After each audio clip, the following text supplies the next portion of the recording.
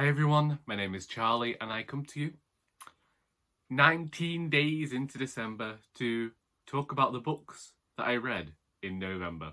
I think I've mentioned it much more on this channel recently, but December, when you work any sort of retail job, can be a bit more hectic than usual. I planned to record this video this week, just gone, and things just arose. I don't know if I'm getting Christmas shopping done. People might just have to settle for a lump of coal, which funnily enough is exactly what my nephew has requested because they have a fire at his house and he wants to keep everyone warm. Isn't that nice and all Tiny Tim for you? The first book I read in November was The Moonstone by Wilkie Collins. I buddy read this with Dane of Dane Reads. I thought it was fantastic, was much improved considering I'd read The Woman in White in October. And I have a vlog in which I talk about this. I appreciated the way that the story was told and thought that it worked well in order to tell this detective story. I appreciated the characters and felt like they were more true to life than they had been in The Woman in White. Indeed, there was one character who, despite being the most disagreeable person who I could hope never to meet, I especially appreciated this character when we found out the truth surrounding the mystery of the Moonstone and what had happened to it, because it can cause you to change your impression of this very disagreeable character at the start and recognise that maybe she isn't as good a character as she believed. Then I read A Boy Called Christmas by Matt Haig. This was because I had it on Audible and saw that you could get it out of the library, so did a mix of listening to it and reading it on the BorrowBox app. And I did this because I saw that a film has been created based on this book, and the trailer reminded me very heavily of Nikolai of the North by Lucy Daniel Raby, which I read when I was much younger. The title of this book is exactly what it says this book is about. This boy is living a very impoverished lifestyle with his father. His father gets the opportunity to go and do some work for the king that will bring them riches back to them so he can improve their way of life. The matriarch of the family died years before, which is always the case in these types of stories. I do feel as though the author was trying to create some sort of fairy tale narrative within here. Unfortunately, I did not care for the book. To me, this was one of those tales that became too moralistic. I understand why the writer made certain decisions for the characters within this novel. What can it even be called? Novel, it's rather short. I don't mind having highly moralistic tales, but I still think there is a way to do that with the characters seeming true to life, and nothing anybody did here felt like this would be an actual human reaction to events that were occurring in the book. It felt very much like the character was moving where the author wanted them to move, and indeed the stuff that it says is going to happen in the blurb doesn't actually happen until the very end of the story, and then felt very much like bullet points as to how this character came to be who we all know him to be, which is Father Christmas. I imagine that children might really like this. There's a fast pace, but with it being a chapter book as well, it's simple enough that early readers of chapter books and early readers who are beginning to read on their own will be able to get through it. From a story standpoint, I don't think it did very well, and I think that it lacks a lot. Although there were some funny bits, there were funny moments, such as with the Truth Pixie, which again I really do think will appeal to the younger market who this is aimed towards. But for me, as an actual story, it is not a well-told tale. Then we have The House at the Edge of Magic by Amy Sparks.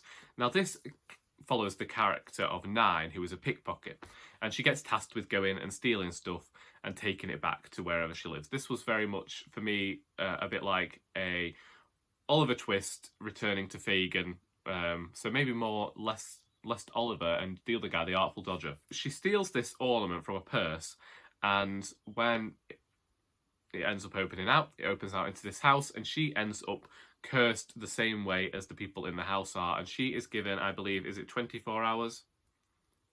She's given a very limited amount of time anyway to help the residents of this house to escape from their curse before they are swallowed up entirely and just disappear. This is a book that had a whimsical tone throughout that, as it says on the cover somewhere, yeah, it's a bit like Diana Wynne-Jones, and it reminded me of Diana Wynne-Jones, and I was thrilled by that, even managing to keep this tone, even though there was a very real threat of everyone disappearing if this curse wasn't fixed.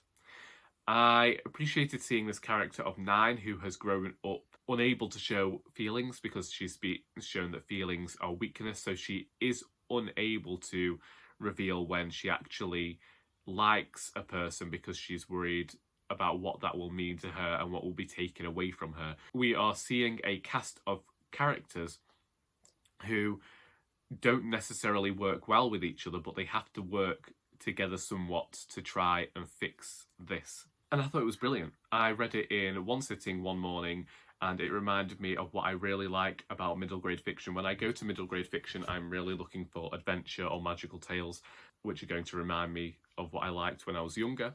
And this is what I got. And it's one that I've discovered there is a sequel, but it did stand on its own. It did everything it needed to do in this one tale.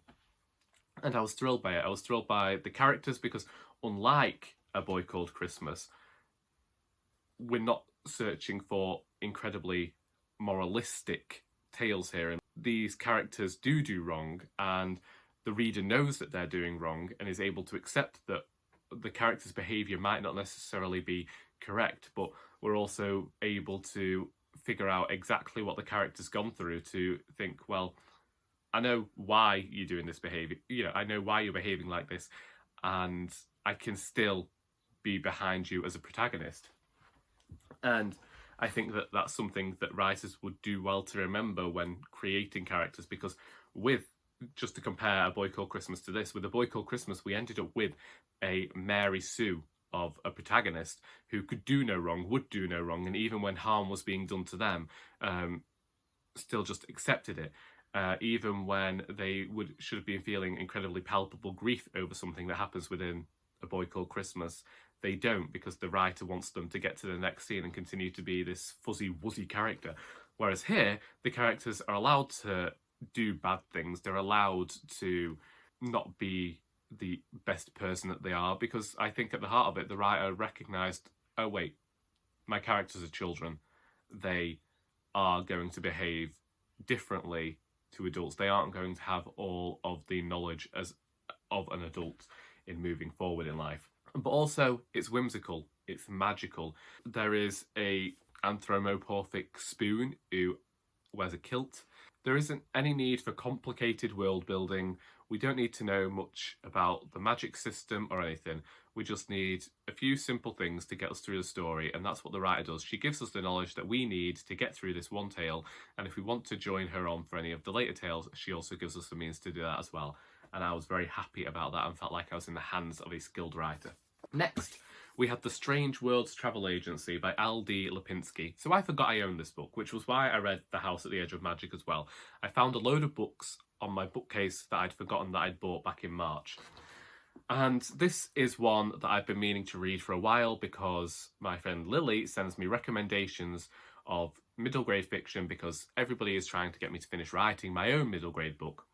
And here we have Flick Hudson, who, as it says here, joins the Strangeworlds Travel Agency.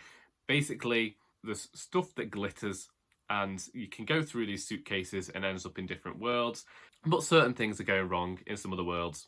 It reminded me somewhat of that season of Doctor Who I watched many years ago with Matt Smith, the first series where there were cracks appearing. I felt like this one took a very long time to get going.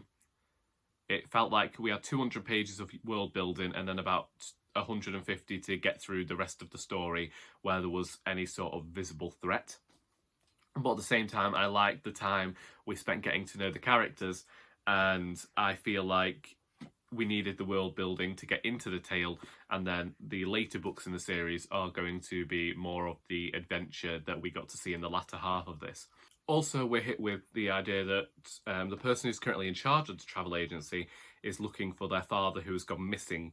And so there is a lot in here that isn't just about the travel agency and the magic surrounding the world. There is still a very human core to the narrative, which I think we need within any sort of fantasy novel. You need some sort of human emotion to ground the reader, and I think that L.D. Lapinski did that well with these conversations that the characters are having about family, whilst also making your own family. The strength of friendships also become quite a big theme within this novel. You've got your magic, you've got your adventure, you've got your human emotion, and I think that it worked quite well here. I'm not sure at the moment whether it's been a favourite book of mine. I don't know whether I will just gift it to a younger relative, but I do think that it was a very strong start to a middle grade series. Then I read The Book of Dust Volume 1, La Belle Sauvage by Philip Pullman. I wanted to read Northern Lights again last month. I got into that mood to read it. In terms of his dark materials, I've said it before, I like Northern Lights.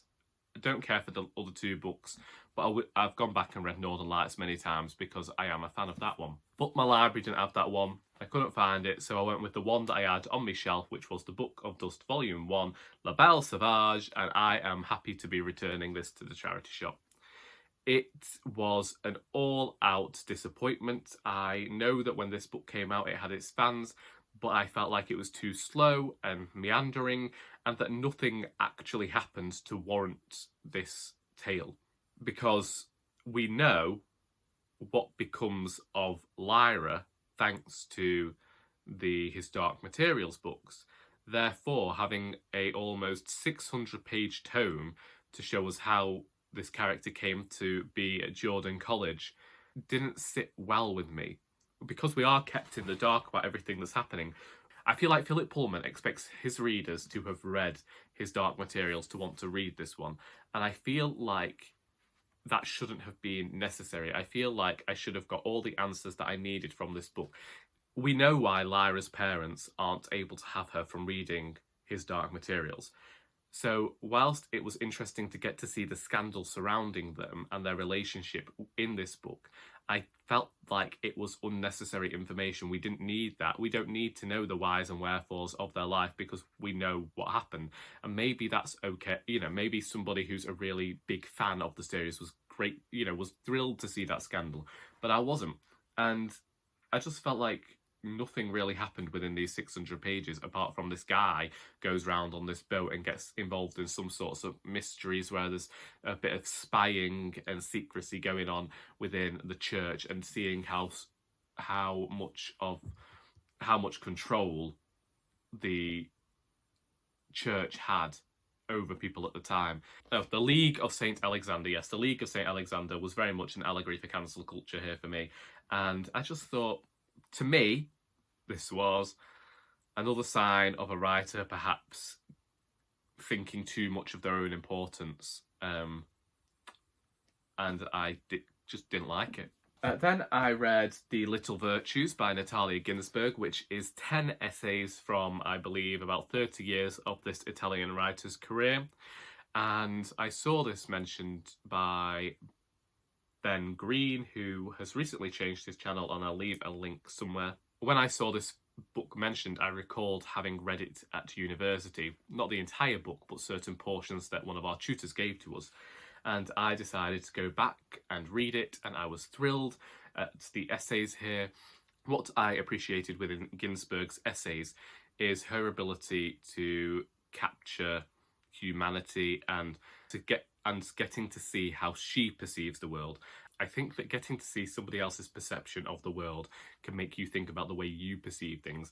And again, I appreciated getting to do that through reading Natalia Ginzberg's essays.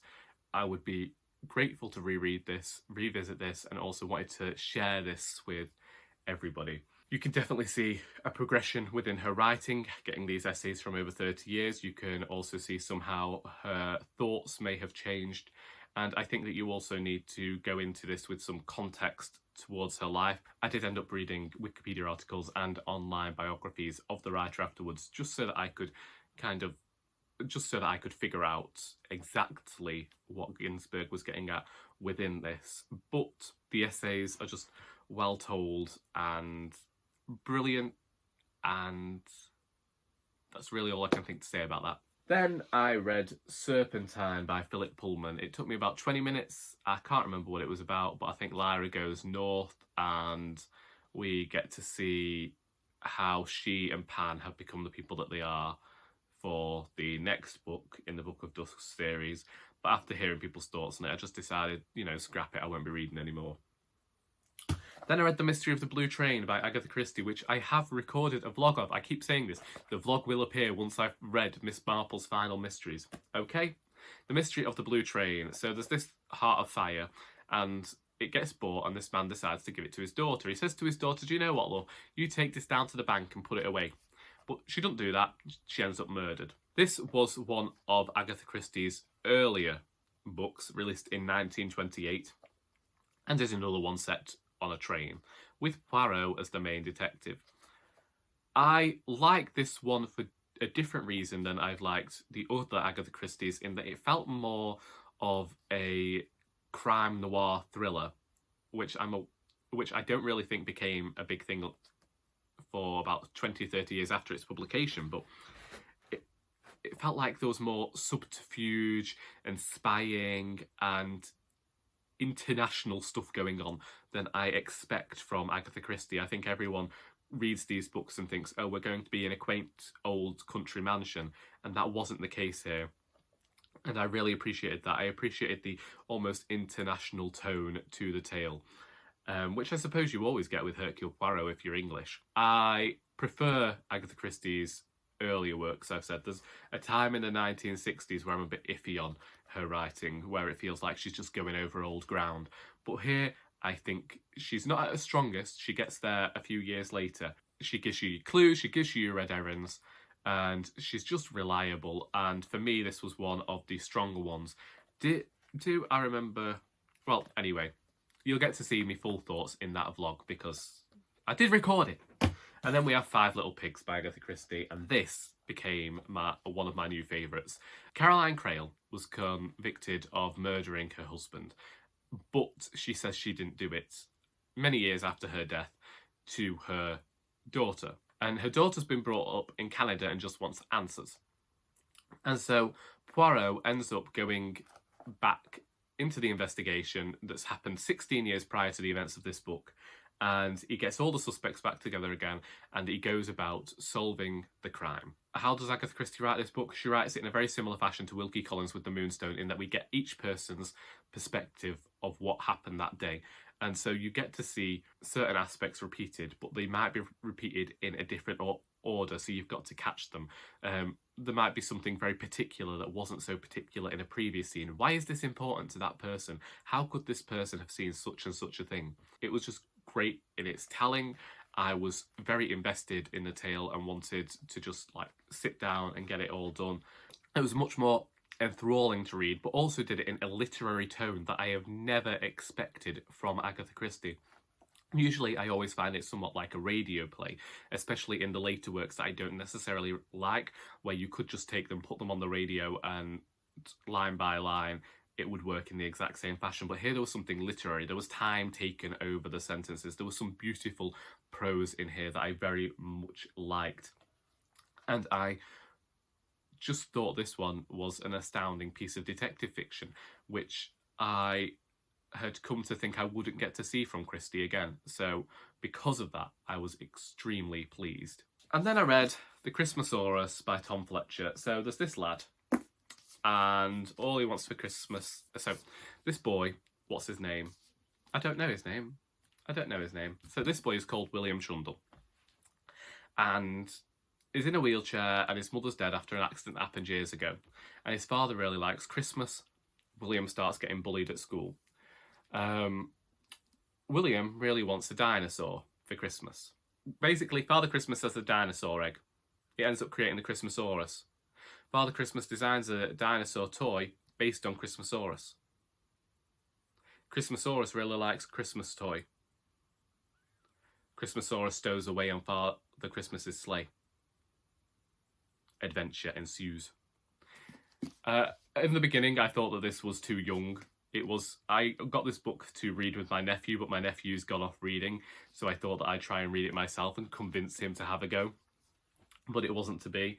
I do think that this is for the younger reader, perhaps. I think it'd be a great book for parents to read with their children and enjoy in the winter months. Indeed, I believe that is something that does happen. When I began this, I thought that it was too young. It wasn't the kind of middle grade that I enjoy, but it was a fast read and I got through it, and it had that almost heartwarming quality. Is it the best literature in the world? No, but it wasn't the best. It wasn't the best book in the world. It wasn't the best literature. It was incredibly predictable. There were a few, again, moments that I could kind of see where they were going. There was something incredibly sugary sweet about it, but it was heartwarming, and it's Christmas. And for Yuletide, I could cope with it. Then I read Frostheart 2, Escape from Aurora by Jamie Littler. And just like the first book in this series, I was thrilled, I was astounded. I went straight out and bought the third one in the series because it was just magnificent. So the first book, Frostheart, reminded me of Monster Rancher, a series that I used to really enjoy watching as a child. This one, we've got the mythology of the world. We know exactly where the characters are going. So from the beginning of this book, we have an adventure. This is an adventure that doesn't really seem to stop. It just keeps going, keeps building. It just screeches through the story incredibly quickly. And you have to kind of hold on for dear life because it's taking no prisoners, this one. It is packed full of emotion and a mystery. And as we know, the song weavers of this world are looked down upon because people have misunderstood and believe that they are leading the Leviathans against the world. Now, there was an aspect of this book that I had predicted would happen as soon as a character walked onto the page and started talking about what they had lost. I knew who they were. However, that did not stop my enjoyment of this book. And indeed, I was incredibly tense waiting to see if the protagonist would figure this out as well. I think that it's great writing on Jamie Littler's part that adults will be able to recognise where the story is going, but I don't know that necessarily a younger reader would. That's not to say that younger readers are knowledgeable, it's just to say that I'm one of those terrible people who writes, so can often see little bits of where a story might go. Just say it. I think other writers do it too, and if they don't, if they're not as mean as me, I'm sorry. I'm a very critical person. That's why I've lost a few friends. Frostheart, Escape from Aurora, did everything it had to do, and I know that, as I said about Frostheart, had these books been around when I was a child, then these would have been the books that I read every single weekend, that I would just read and reread until they fell apart. Jamie Littler has done a fantastic job of creating this world, creating characters that we care about, and also educates people in found family and the importance of that just as much as the importance of family. There's a great thing here, that finding out where you come from doesn't necessarily mean that you have to change who you have become. And I think that that is a great thing. I was amazed at how gut-wrenching this book manages to be, despite the fact it is so fast-paced. The climax arrives and you wonder, how are we going to get through the entire story in such a short amount of pages? It's like all these different pieces converging at the same time. It is a veritable storm of an ending, which continues the pace from the entire narrative and just doesn't let up. And I've got the third book behind me waiting to be read, and I am very much looking forward to that one, because so far we are 2 for 2 of outstanding books in this series that I think that any middle grade reader would adore, and any middle grade writer should be picking up and seeing how it's done, because I think this is what they might call the blueprint for fantastic middle grade fiction. And let's end on the final note of I didn't finish reading Bleak House and I am DNFing this until next year. There is something within the prose and within myself at the moment that I can't seem to focus on what's being said, and I'm finding it one of those experiences where it's not enjoyable because I just don't understand what's going on or where we are. So that is being left behind for the moment, but one day I will return to Bleak House and get it done. This is only the 50,000th time that I have tried. And them's the books. If you have read any of these books and would like to discuss them, then please feel free to do so in the comments. I hope that you have enjoyed this video, and until next time, that is all.